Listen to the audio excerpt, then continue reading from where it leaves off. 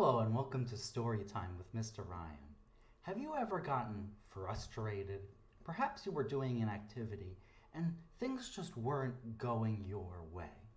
Well, it never helps to just take a break so you can examine the problem from a distance and piece apart what works and what doesn't. That's why today we're going to read The Most Magnificent Thing, written and illustrated by Ashley Spires.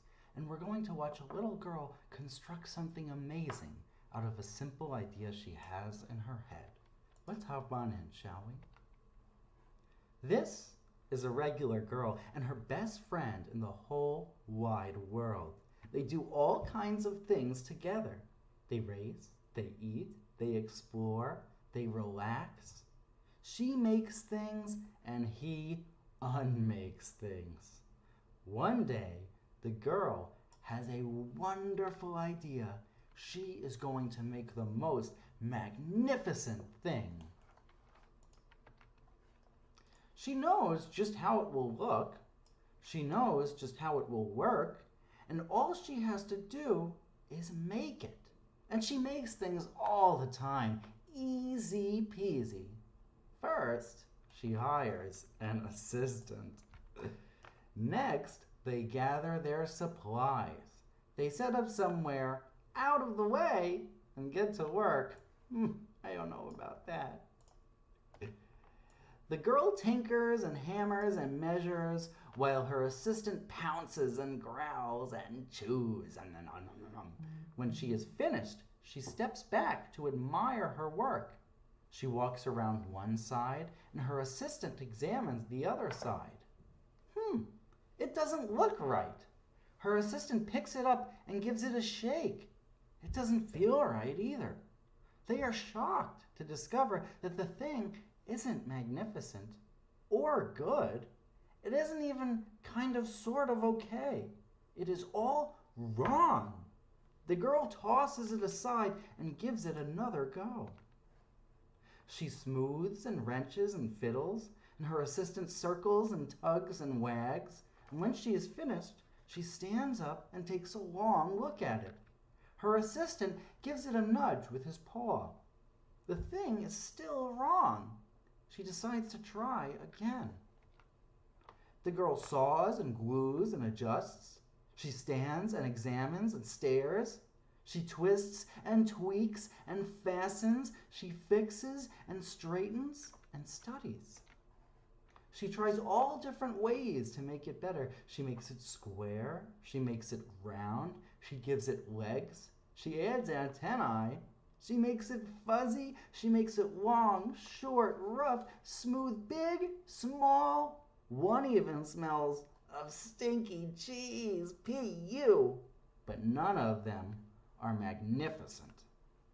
Her hard work attracts a few admirers, but they don't understand. They can't see the magnificent thing that she has in her mind. She gets mad. The angrier she gets, the faster she works. She smashes pieces into shapes. She jams parts together. She pummels the little bits in. Her hands feel too big to work, and her brain is too full of all the not right things. If only the thing would just work. Crunch.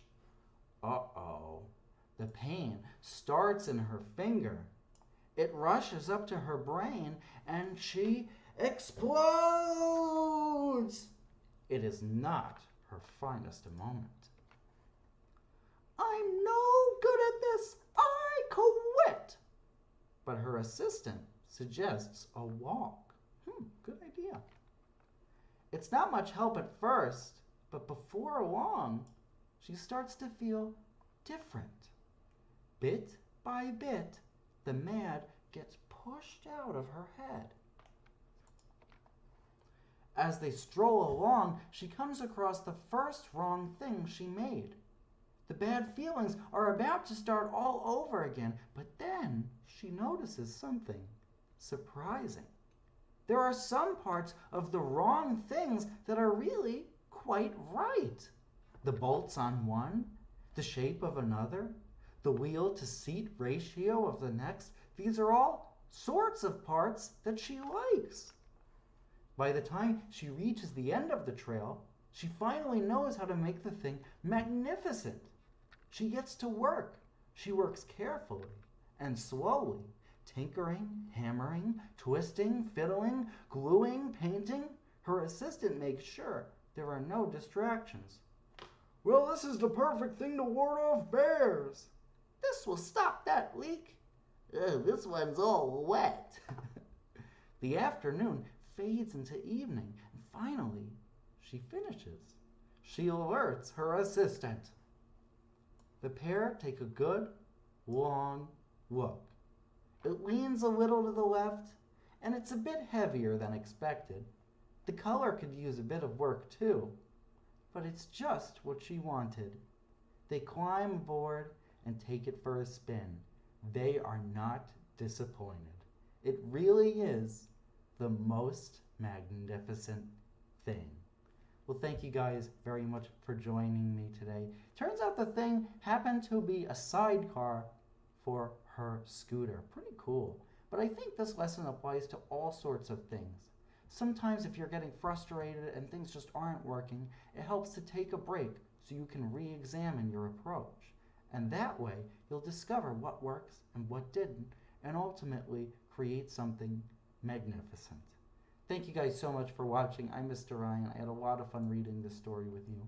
Please feel free to check out my other stories on this channel, or if you're looking for fun activities you can do from home, go ahead and check out veronalibrary.org/children.